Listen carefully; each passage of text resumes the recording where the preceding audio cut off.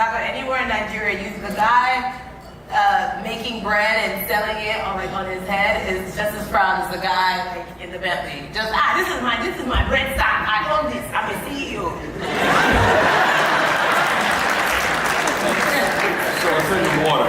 You said what? It's in the water. It's in the water. I mean, it's also all we got. You know what I mean? Like it's all like if you take everything away from us, it's also all we have. No, say it the way you said it. It's also all we got. Oh, okay.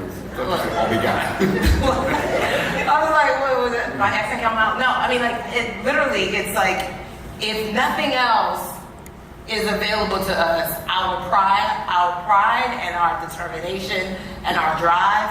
Who's gonna take that from us? Who? So African Americans, you see the same pride in all we have? You think it's I think we're all a resilient people. I mean, listen, for me, what I love, and this is I think, proven true throughout my life and especially my career, like we just have this, oh, there's no seat at the table, cool. I'll just go ahead and build it. And I'll just start eating. And if somebody will come over and put up a seat next to me, but like, who's gonna wait for the door to be open? Bust that joint down. That's it. I mean, you may go to jail, but bust it down.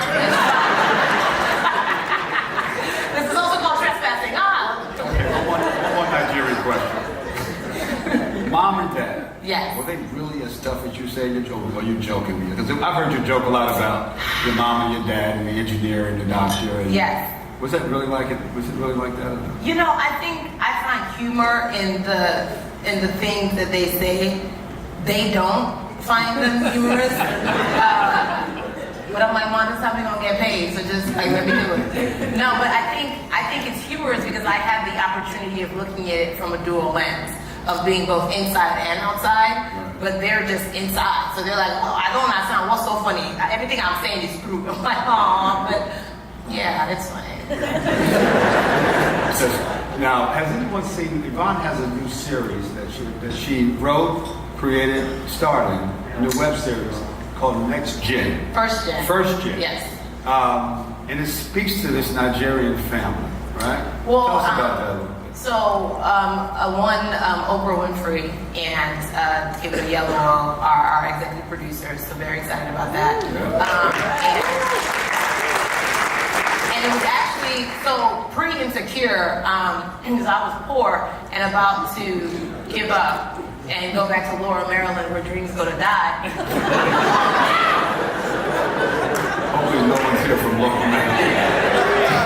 If you are, clearly, they left. They're like, we'll take the tundra of Detroit.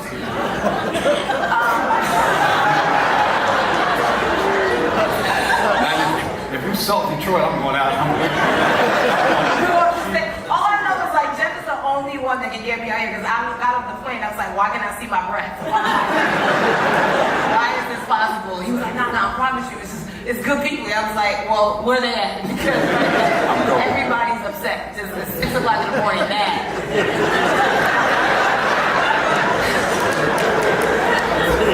I forgot the question.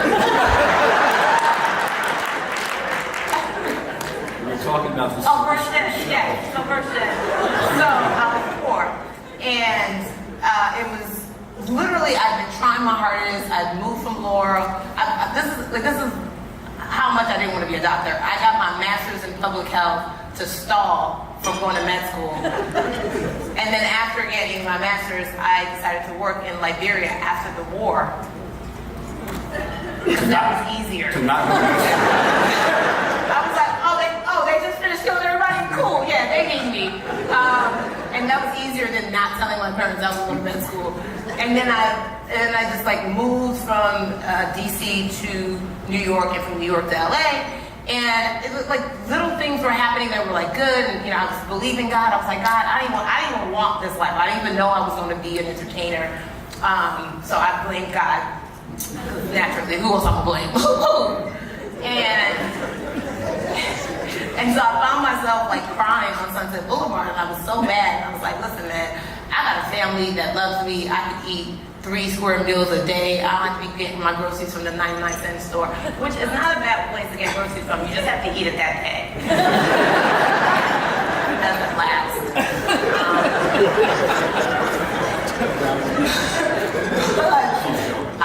I And I remember him saying, like, what's in your hand? I was like, bruh, ain't nothing in my hand. Like, if it was, I would have been crying. And he gave me the idea. He reminded me of this idea. He gave me about a show about a Nigerian American family who their parents wanted the daughter to be a med school. She drops out to become a comedian. It's very personal. And I just put, like, literally balls to the wall. I was like, you know what? If I'm going to go out, I would rather go out knowing that I did everything I could. I was telling you in the car, I was like, you know, you talk about like what drives us, and I said, you know, the thing is, I think you were asking like if you're not Nigerian, how do you have the same drive? And I said, well, it's not even about being African or not. I said, I just hated regret more than I did fear. And for me, that's the she hated regret more than she hated fear. And so I was like, if I do go back to Lower Maryland, I want to know that I went back and I was like, man, it would never work. Like, I just want to know because I tried everything. And so I started just putting together the show. I remember watching every trailer that came out that ABC put that year. It was Blackish, Fresh Off the Boat, and some other shows. And I was like, listen, whatever I have to do, I know it has to be done in excellence. I am poor, but we'll figure it out. Y'all, when you just start moving, the world will open up for you. My neighbor came back from being gone for like 30 days and saw me in the hallway. She was like, you know, what are you working on? I told her. She was like, well, will it help if I give you $1,500? I said, listen here, Melissa. It will always help. And where were you when I needed rent? Like, I just kept. So Melissa gave us $1,500, and then like, cut to, like, I just kept putting stuff out. And then one night, I remember I was so tired. It was like 3 o'clock in the morning, and I got a Facebook message from a guy who was here, but like lives in Nigeria now. And he kept asking me all these questions about First Gen, and I remember Holy Spirit just saying, don't hold back. So he was like, how much do you need? I was like, we need 4,000. And so he said, I got you for 3. So I was mad. I was like, man, he kept me on the phone this whole time for $300. This is foolishness. I woke up the next morning and he transferred $3,000 to my account, and it wasn't an email scam. I was like, listen. And he's not a friend. It worked. So we shot the trailer and we cold called David Oyelowo, because that's what you do when you have no agent or manager. You just start picking up the phone. Hello, how are you? And so David got on board. David showed it to Oprah. She was like, this reminds me of all my students from South Africa. They don't have representation like this on TV. And for me, I really want this show to happen because it'll be the first time we see Africa represented on a mainstream, like, American audience that's not a caricature or fleeing genocide. Like, you made a good point about Blackish. yes. You know, sometimes you go to these networks and they'll say, well, we already have Blackish. Her point is Blackish is not next gen. What's the point you made? Well, just like when I watched Blackish, I don't know about being black. I was like, what is Juneteenth? We don't have that in Nigeria. Like, I'm learning about the black experience by black people because black is not a monolith. There's so many different like experiences. You have women with the Ellis Island tea. I was like, yo, that's dope. Like, to know that like your great grandfather came through Ellis Island, like that's history. And I'm like, what is that like? And so I just want to be able to tell a story that I think resonates with a lot of people. And also people underestimate the immigrant dollar and also the African dollar. They do. And I'm like, well, I'm about to get all of it. Keep underestimating it. Real G's moving south looks like cognac.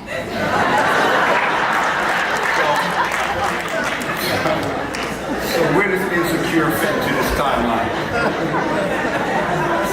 So all of that happened. So here's the great thing. So all of that happened. We released the trailer April of 2015. This is how long stuff takes to happen, right? We released the trailer April 2015. Cut to Issa was like, hey, my show's coming out. And I had met Issa. So like Issa saw me put something out on YouTube before I went to Liberia. I didn't realize she was Senegalese, and she was like laughing at this thing I put out. And then First Gen got released. Because she's Senegalese, she's like, oh my gosh, I can totally relate to this. I'll put it out through my Awkward Black Girl channel because she is famous, but she was for sure famous then. And so I was like, man, thank you for helping me, because we just had this, hey, you're a black girl in Hollywood trying to make it. I'm a black girl in Hollywood trying to make it. Let's just help each other out whenever we can. And then she was like, you know, you kind of remind me of my best friend. You got to audition for the show. Like, there's no guarantees, but like, I think you should audition. And 5 auditions later, like, I booked Insecure. So. Now, I always thought that you and Issa were friends because your chemistry is so dope on the show that people think that you guys have been friends forever, but you haven't been friends that long, right? Well, here's the thing. So, like, I'm going to tell the full story. So, before, so tell us something that we won't hear on. Just give us some. I'm not talking about you. Probably heard this before. Maybe they haven't heard it. Anyway, Jeff. Jeff was an exclusive. I'm like, Jeff, just get an exclusive suit line. That's all. Just leave me alone. You're trying to act like TMZ. Tell us something that nobody else. Let me be Brian Gumble tonight. Okay, Barbara Walters. So anyway. So Issa and I had, after she watched the thing on YouTube, I didn't know about her. It wasn't until I got an internship in LA in 2012 that I was like, what's this awkward black girl thing?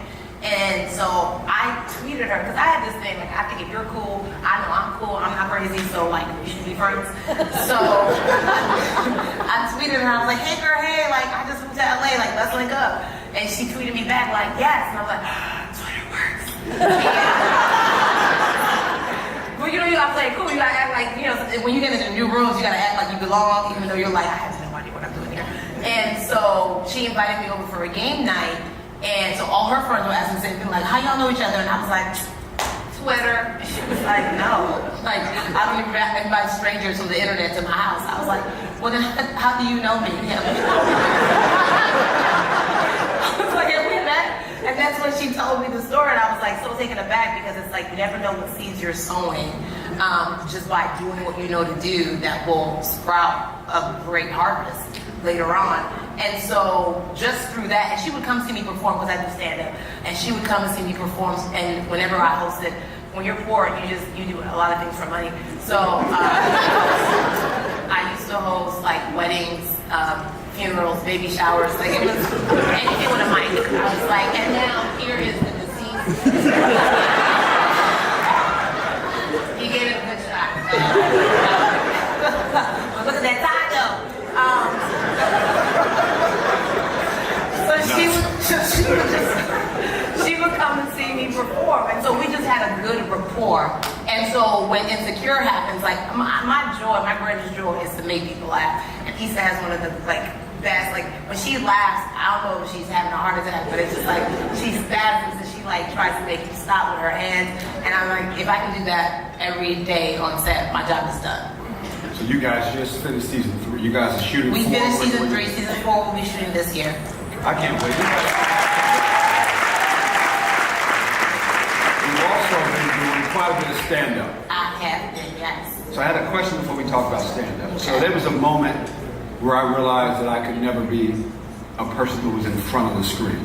Really? Yeah. You sure about that? When was your moment that you realized you were funny? Like, were you a kid? Were you that kid making people laugh at school, or were you an adult? Not at all. What was that moment? I was bullied as a kid because I had an African accent. And so, the blacks didn't like me. Yes. In the U.S. or no, in America. Here. America. In these.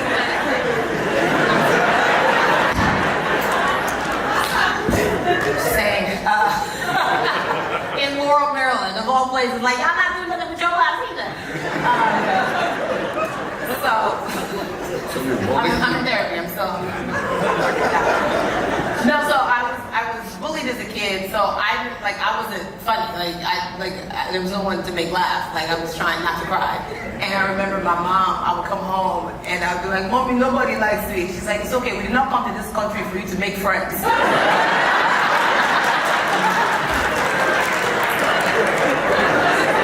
don't think that was the best advice. And I'll never forget, Jeff, you realize I'll never forget my mom. I think my mom really believed in me, or just was like, at least just trying to instill like confidence in me in some way, shape, or form. And when you're a kid, it doesn't make sense. But like as an adult, you're like, my mom was being prophetic. So my mom was like, it's okay, these gals that are making fun of you, one day you will be their boss. I was in 8th grade, y'all. I had no idea what I was going to be when I grew up. So I remember I was in class. I can't remember what class it was, but I remember we were in class and they were making fun of me. And all I had in me was what my mom said. So I was like, and y'all, I remember being so, I was like, y'all keep picking on me, but one day, y'all gonna work for me because I'm gonna be your boss. They clown me so hard. I was like, I had to sit all the way in the back of the bus. I had to sit all the way. And then now, like, but today I come up like this 2019, I'm like, I have an employee, and I'm actually the W-2 employee. So I was like, well, my mama was right. I am somebody's boss. That was the first time you got your ass kicked. That's the first time you've been funny. Why you bringing up old stuff? Why you bringing up old stuff? You know you're funny. No, but so like, you had to have a sense of this. I mean, you're so much this. I never thought, I was too busy trying to fit in that I didn't know if I was funny. Like, that's not even a thing that you know. Like, Nigerians are storytellers by trade, and I grew up with 3 older brothers, and my father was a chief, so my father's friends would all come over. My dad would be drinking Guinness and stout and entertaining everybody, and a part of me wanted to be like one of the guys, because clearly being one of the girls wasn't working out. And so it wasn't until I was getting my master's in public health, and my brother calls and said, hey, there's this pageant. It's the Miss Nigeria in America pageant, very specific. And he was like, do you want to perform? Oh no, he's like, do you want to compete? So I was like, oh, I mean, I guess I'm free on Saturday. Like, I had no idea. Like, I was a tomboy, so I didn't know pageants. Like, don't let the hair fool you. This is like a new person. And so I compete. Well, 2 weeks before the pageant, they called me and they were like, well, what's your talent? And I'm like, I don't have one. You're not, in an African household, you're not raised to have a talent. I was like, get straight A's? I was like, you want me to do a test on stage? I don't know. I don't know. A squared plus B squared equals C squared? I don't know. And so they were like, well, everybody who competes needs to have a talent. And I found myself doing the only logical thing I knew how to do, just pray. And I was like, hey, God, I just bought a dress from Macy's and it's going back because I can do it. But also, I need a talent. And I heard the voice of God say, do comedy. And I was like, no. Because I was like, man, I just started like getting friends. I'm like grown now. I'm like 22, and I was like, I just started like being comfortable with myself. And I was like, you want me to put myself in the lion's den in front of these Africans who are rude? First of all, we are the rudest people on the face of the earth. If you're not funny, like amongst like Americans, they'll just like boo. Africans will just talk over you. Whose daughter is this? Why is she here? Hey, what are you doing tomorrow? You're like, oh. So I was like, you got the wrong one, Jesus. And he was like, well, what else you got? And I was like, you know, I ain't got nothing else. And so he was like, either you're going to learn to trust me or you're not. So I spent the next 2 weeks writing what I thought was funny, growing up with the dual lens of being both Nigerian and American. And people laughed. Funny and smart. Funny and smart.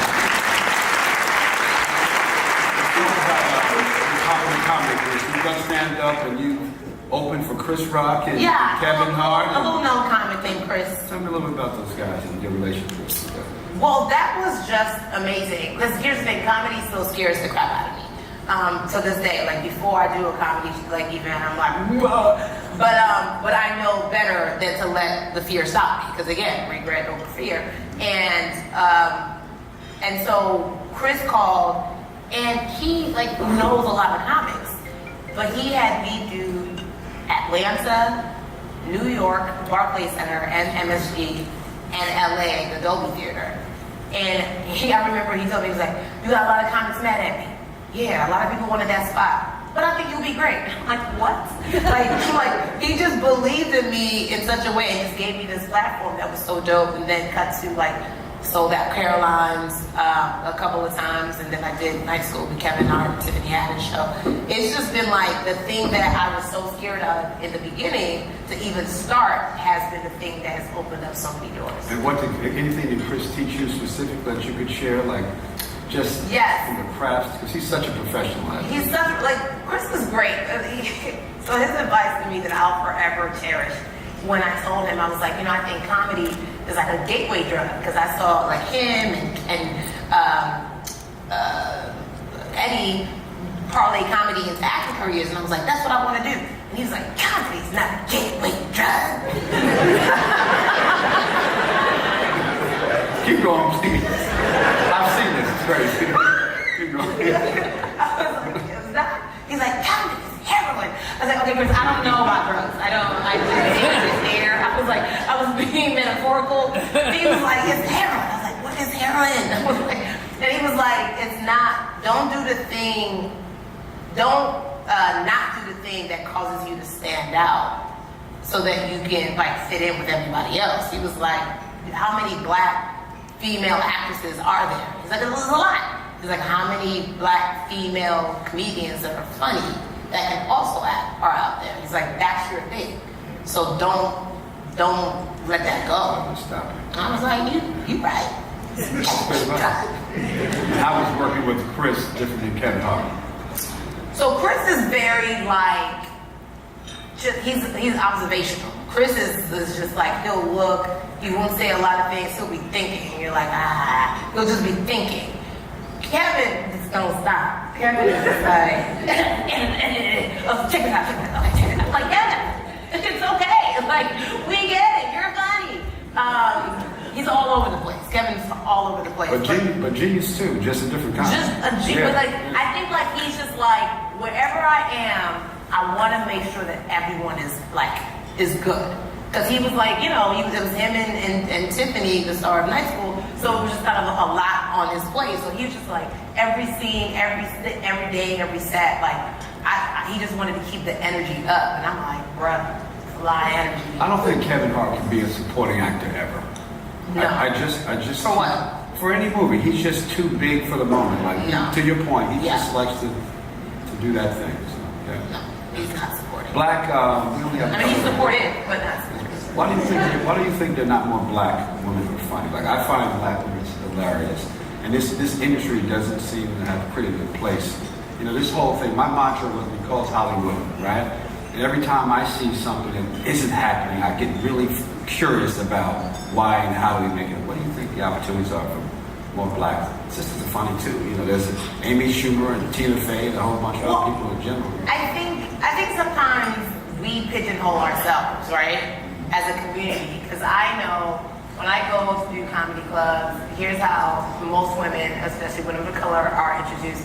Hey, y'all ready for a female comic? Hey, are y'all ready for a female comic? How does one get ready for a female comic? I ask you. How? Like, I've never heard, hey, y'all ready for a male comic? I've never heard that. And so it's also just like the conditioning of like, all right, I don't know how funny this one's gonna be, but like, get ready. Or go to the bathroom. Like, it's just like, you're not setting us up. And then also there's this thing like, you can't be black, female, funny, and skinny at the same time. Like, it's just like, you gotta pick. You can't be black, female, funny, and skinny. No. I would show up to the comedy club and they're like, oh, yo, you performing spoken word? No. You singing? No. I'm like, I'm not singing. And so it's like all these things to like you dress nice too. I don't know how funny you're gonna be. Like, it's just like, what? We have to change that. We have to change it. Just like, just because you're like overweight doesn't mean you're gonna be the most funniest person in the building. Maybe we'll go on tour with Cadillac and do a tour of black female comedy. Listen. I already got an African tour. We're like gonna just bust every stereotype ever. Just bust all. There's a girl named Zainab Johnson. She's hysterical. Also skinny. Yeah. We got to close out in a second, but I wanted to end with bringing it back to the theme of reinvention. Yes. From my point of view, your life has been. Why don't you just share, if you don't mind, just bring us home. I'm sure there are a lot of sisters and people out here who might look at your life and say, I can do that. Well, how would you relate your life to reinvention? What would you say to young people out here? I think reinvention is necessary. I think, and I was talking to you in the back, and just saying that like it's not just reinventing, but also refining. Like I have to reinvent myself in a lot of spaces. When I was in corporate America, I worked in corporate, and I realized like, oh, when I change my wigs every day, like people get confused. And they don't know who I am.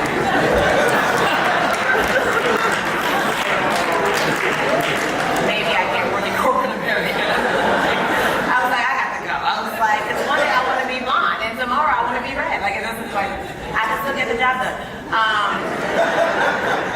I had to reinvent myself and realize like maybe this is not the space for me.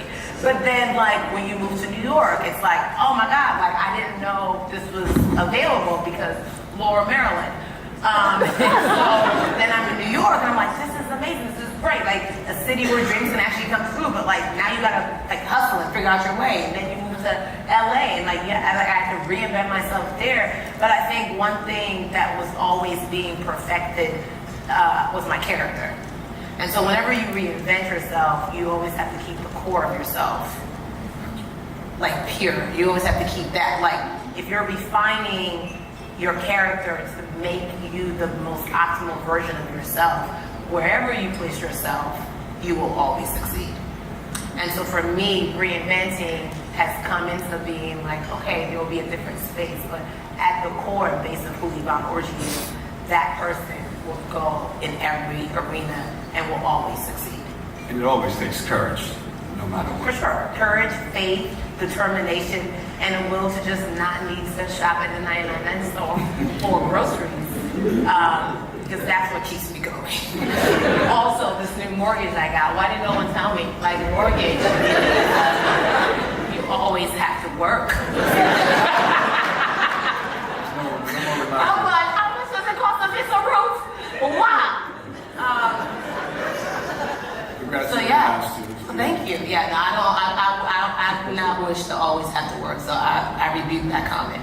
Jesus, pay off my mortgage. Well, you guys know that. You said what? We're gonna have a party for everyone here at your house when you get together. No, yours is bigger. You know, I know yours is bigger. Yeah. Oh, what? I'm not. Okay. What was that? Last question. This is tough. Okay. This is tough. It's a tough one. Think hard now. This is the very last question. Lord Jesus. Okay. CT6 or Escalade? Oh, I gotta go with the Escalade. I think it's sexy, like a woman to be like in a big car, just like